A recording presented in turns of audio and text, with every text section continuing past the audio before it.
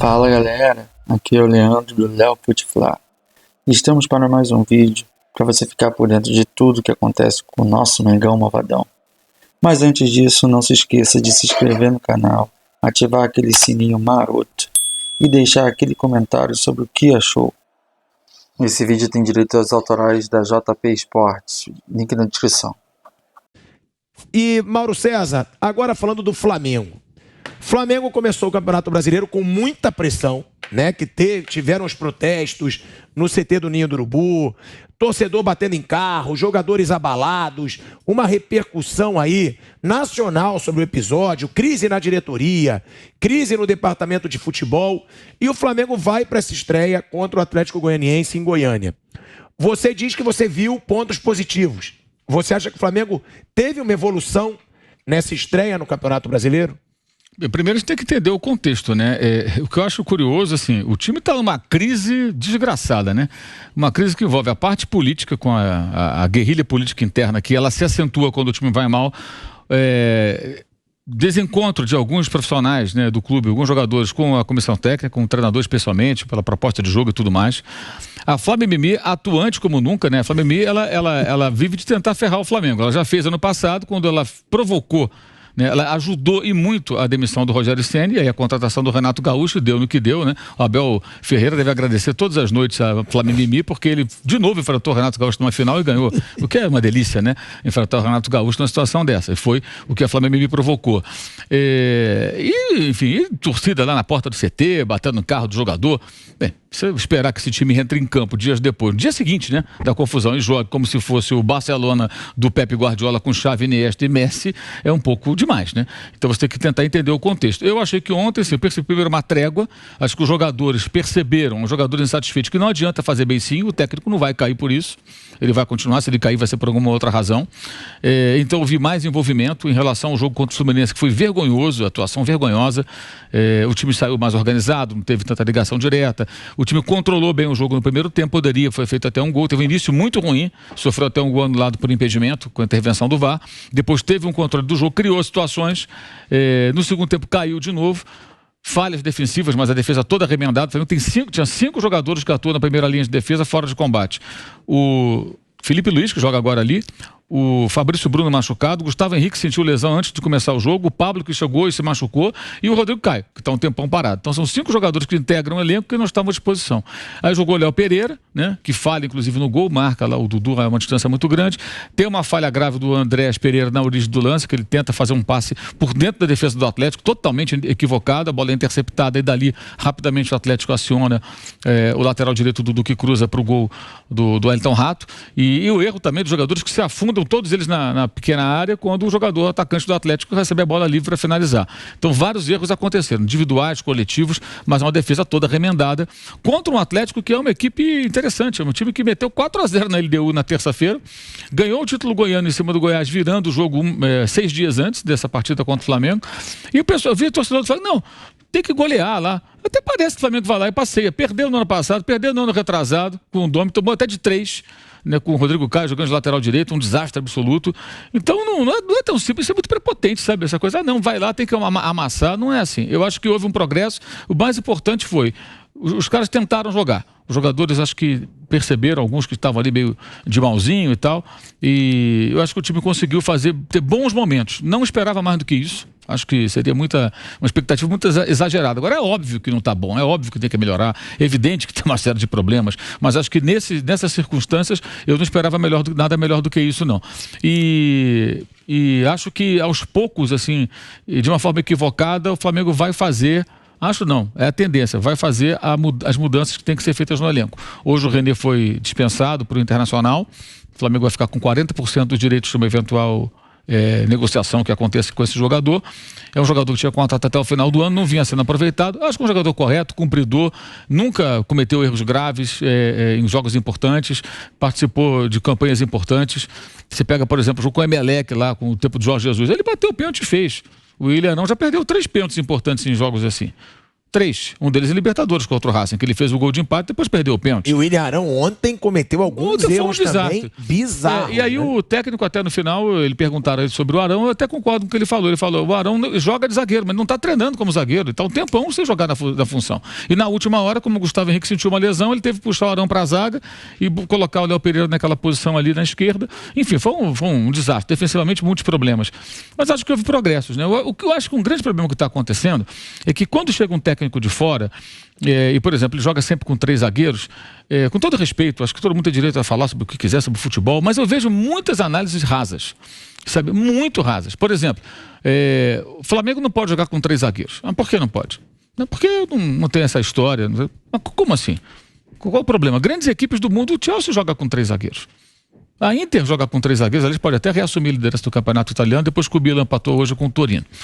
Várias equipes importantes jogam com 3 zagueiros. Qual o problema? O Antônio Conte ganhou um campeonato inglês com o Chelsea há 3, 4 anos com 3 zagueiros. Várias equipes jogam assim. O São Paulo foi tricampeão brasileiro com 3 zagueiros. E o Flamengo do papai Joel Santana em 2007 tinha 3 zagueiros. O Jailton, volante, virava zagueiro. O Brasil ganhou a Copa do Mundo, a última, muitas vezes com 3 zagueiros. O Edmilson era um híbrido, ele era hora o volante e o zagueiro. O Fluminense do Abel Braga faz a mesma coisa com o Felipe Melo. Hora ele é volante, hora ele joga no meio dos 2 zagueiros. E o Palmeiras ganhou do Flamengo na final da Libertadores com 3 zagueiros, porque o Piquerez jogou na linha defensiva e o Scarpa era o ala esquerdo. Então qual o problema que, sabe? Então assim, as pessoas se agarram numas crendices e ficam repetindo aquilo para tentar minar o trabalho. Eu gostaria de ouvir críticas de quem acha o técnico ruim, acha que não serve, tem que mudar, com o mínimo de conteúdo. Isso não acrescenta nada, assim, eu acho que os caras olham para o campo e não enxergam nada, não é possível. Ontem houve uma pergunta na coletiva, foi um momento até constrangedor, que aliás, acho que é um outro problema dessas coletivas, do Flamengo especialmente. Eu acho que coletiva de imprensa é coletiva de imprensa. Jornalistas é que tem que participar. Se o cara não é jornalista, se ele tem canal no YouTube, se ele é dono de uma emissora e tal, mas não tem que participar. Então cria um outro espaço para ter contato. Porque o cara chega lá e fala, nossa defesa, porque o nosso time, nosso nada. Não tem nada de nosso. Mesmo que você torça pelo time, você não está ali como representante do time, você não pertence àquilo ali, meu amigo. Se você quer pertencer, você vai para a arquibancada. Ali não é o seu lugar. Independentemente de você torcer para o time, eu não gosto disso, tem seleção brasileira. Você não tem que abordar o técnico da seleção, nosso nada. Você está ali como jornalista, você está ali para fazer questionamentos, não para se colocar como parte integrante, porque se você faz parte, já começamos de uma ideia de que você vai ser condescendente nas críticas, nas perguntas, e não é esse o papel da imprensa. É uma distorção absurda. Aí ontem houve uma pergunta de um colega, não lembro exatamente quem fez, era um youtuber, acho que o Rafa Melo. É isso mesmo, agora lembrei. E ele foi fazer uma pergunta, achei que ele tentou imprensar o Paulo Souza. Seria até legal se pudesse mostrar. Foi constrangedor pelo seguinte: ele começa a perguntar ao Paulo Souza sobre como a maneira do time jogar. Não, esse sistema não está funcionando. Aí o Paulo Souza retruca e pergunta, mas como? O time joga como? Com 3 zagueiros, defendendo ou atacando? Aí o repórter diz, o youtuber diz, defendendo e atacando. Falei, não joga assim. E não joga. O Flamengo defende linha de 4. Quando o Flamengo tem a bola, desce o lateral direito. Fica o Felipe Luiz, ontem era o Léo Pereira. Uma linha de 3, o corredor esquerdo ontem era o Bruno Henrique. Eu acho que o Bruno Henrique joga muito mais de ponta do que de ala. Você pode olhar o mapa de calor dele, ele pouco aparece no campo de defesa. Everton Ribeiro, Lázaro, quando jogam ali, participam mais do jogo defensivo. Ele praticamente só ataca. Entrou muito na área, fez gol, quase fez um no primeiro tempo. Entrou na área, deu passe para o Gabigol, a defesa do Atlético interceptou. Então, assim, vão criando umas situações e ali você percebe, e ele foi extremamente educado. O pessoal está acostumado com o técnico, que chega lá e pergunta, fala assim, vem cá, seu time jogou assim, ó. Isso eu falo com meus jogadores, confio na equipe, próximo jogo vamos jogar melhor, vamos vencer, isso aí eu garanto. Estão acostumados com esse nível raso de entrevista. E aí fizeram a pergunta e o português educadamente falou, não, mas como é que o time não joga assim. O time joga assim, assim, assim, assim, assim. Ou seja, a sua pergunta não faz sentido. Então, assim, é preciso que a gente eleve também o nível do trabalho de quem vai lá fazer as entrevistas, né? Aí é muito fácil você chegar e falar que o técnico é uma porcaria e você não consegue fazer uma pergunta decente pro cara. Você não consegue identificar de que maneira a equipe joga. E isso não vale só para quem fez a pergunta, para muita gente, inclusive da imprensa que você vê na rede social, vociferando, fora técnico, não sei o quê. No ano passado, o Abel Ferreira, hoje tão elogiado, passou por maus momentos. Eliminação para o CRB, derrota para o Defensa e Justiça na Recopa, derrota para o Flamengo, ele foi expulso no primeiro tempo nos pênaltis na Supercopa, derrota para o São Paulo na final do Campeonato Paulista, e houve gente também torcendo o nariz para ele. O Palmeiras acreditou no trabalho do cara, foi até o final e ganhou a Libertadores em cima do Flamengo, que na primeira pressão em cima do técnico Ceni mandou embora para contratar o Renato Portaluppi, né? Por quê? Porque estava na praia e era mais fácil, num erro crasso, histórico da diretoria do Flamengo, motivado por parte da mídia e parte da torcida, com todo respeito. Eu discordo de 99,9% das coisas que falam. Então eu não entendo nada de futebol, porque eu vejo o jogo, vejo um outro jogo. E ontem foi um festival de bobagens ditas sobre esse jogo. E na coletiva foi constrangedor ver alguém fazer uma pergunta sem a menor qualificação para isso. A menor condição. E o técnico até muito educado, muito gentil, até falar, respondeu, explicou didaticamente. Aliás, ele responde todas as perguntas.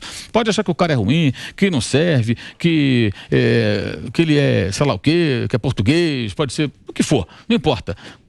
Mas ele responde todas as perguntas corretamente. E ontem eu achei que o pior momento foi esse, pior do que o jogo em si. Eu acho que o jogo dentro do cenário atual eu não esperava mais. Mas é óbvio que não está bom, que tem que melhorar. Mas se houver progresso, se eles acontecerem, não vai ser de uma hora para outra. E eu acho não, isso é uma coisa óbvia que vai acontecer, isso é informação. Saiu o René agora e vai sair mais gente. Mas não vai sair de uma hora para outra, porque eles vão tentar negociar cada saída de cada jogador. Até porque se você sair rescindindo o contrato, você vai ficar pagando várias multas altas ou pagando salário até o final. Se você negocia direitinho, né, aparece um time interessado no jogador, olha, eu abro mão disso aqui, te pago essa parte, o clube vai te contratar, e aí você consegue pelo menos minimizar. O erro já foi feito em várias renovações lá atrás. Isso aí, a lambança já está feita. Agora, para corrigir, acho que tem que ser feito com um pouco de calma. Mas achei que foi razoável, aceitável dentro desse cenário. Não adianta esperar uma atuação maravilhosa de um time que está mergulhado numa crise, e acho que tem que haver sim uma reflexão profunda de quem tenta analisar futebol e não consegue enxergar o que está acontecendo dentro do campo. Mauro, com relação aqui a críticas, eu sou um que já fiz críticas ao Paulo Souza e faço algumas ainda ao Paulo Souza. Agora, o que eu acho do Paulo Souza, não taticamente falando, se ele tem o esquema dele, ele tem que sim insistir no esquema que ele acredita. Agora, eu acho que ele às vezes inventa. Isso eu acho. O Bruno Henrique ontem, eu concordo com você, ele jogou de ponta.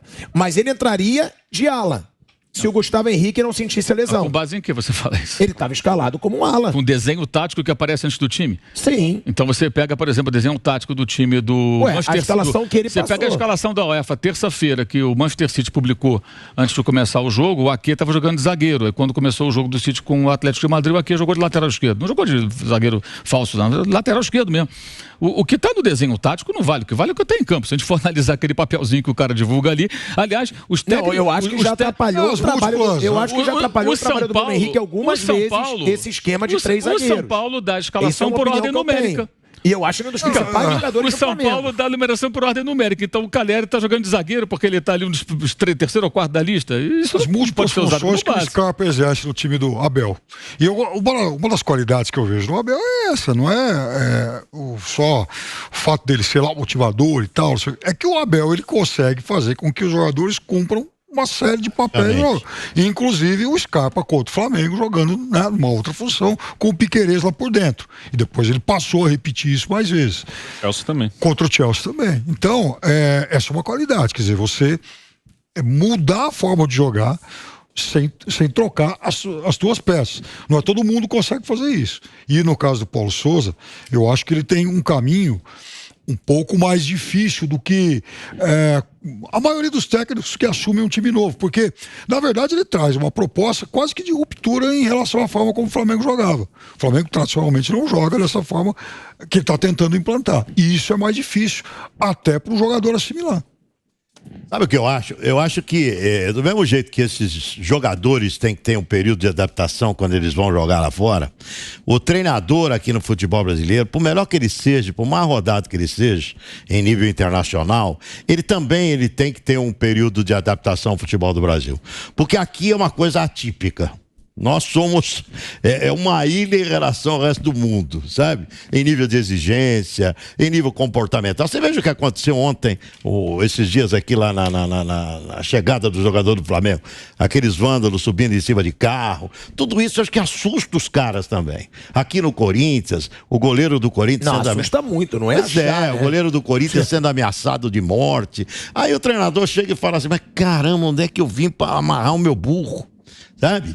Por mais experiente, por mais rodado que o cara seja, ele tem que ter esse período de adaptação. Não é fácil.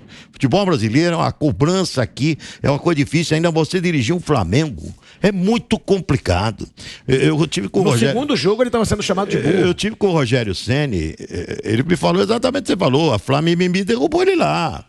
Ele falou, olha, e o pior é que os jogadores que são mimados, no caso do Flamengo, tem um monte de mimado ali. O Flamengo, aquele ano de 2019, foi o anormal. Eu vou bater nessa tecla aqui. O normal é o que vive o Flamengo hoje. O Flamengo sempre foi encrenca, briga, confusão, briga de diretoria, elenco rachado. Historicamente tem isso no Flamengo. O anormal... Não, mas é um novo Flamengo, né, Nilson? Sim. É um Flamengo hoje rico, é um Flamengo organizado financeiramente. Sim, só que o anormal aconteceu em 2019. Aquilo foi anormal. Aquele período do Flamengo ganhando com o Jorge Jesus, jogando aquele futebol encantador, aquilo não fez parte da normalidade. A normalidade é essa. É empatar com o Atlético Goianiense, perder um jogo, ganhar outro. Não tem esse negócio mais. Os jogadores envelheceram. Então tem muita coisa para se analisar. Um técnico, coitado, que está chegando, que tem que se adaptar também. Por exemplo, esse tipo de cobrança que o Mauro falou, tem toda razão. Tem cara que é paraquedista e quer fazer pergunta, quer analisar futebol com um técnico de nível internacional. Ele não tem condição para isso. Não tem condição. E abre-se espaço para esse tipo de cara e a pressão fica enorme. O Rogério sentiu isso dentro do Flamengo, principalmente desse pessoal aí. Pessoal que faz parte do mimimi, da imprensa mimimi, porque lá tem isso também. Então ele sentiu isso dentro do Flamengo e um cara que já conhecia o futebol brasileiro. Eu acho que quem não conhece, por exemplo, o menino, o Paulo que chegou lá no Flamengo, o Vitor Pereira que está aqui no Corinthians, sabe? E os técnicos que estão chegando no futebol brasileiro, eles sofrem sim até se adaptar à realidade. O Abel está se adaptando agora. O Abel, depois de quase 2 anos, ele começou a entender um pouquinho mais o que é ser técnico de um grande clube aqui no futebol do Brasil. Nós somos uma ilha diferente do mundo. E esse foi mais um vídeo do meu, do seu, do nosso canal Léo Futefla. Não esqueça de compartilhar com os amigos. Grande abraço.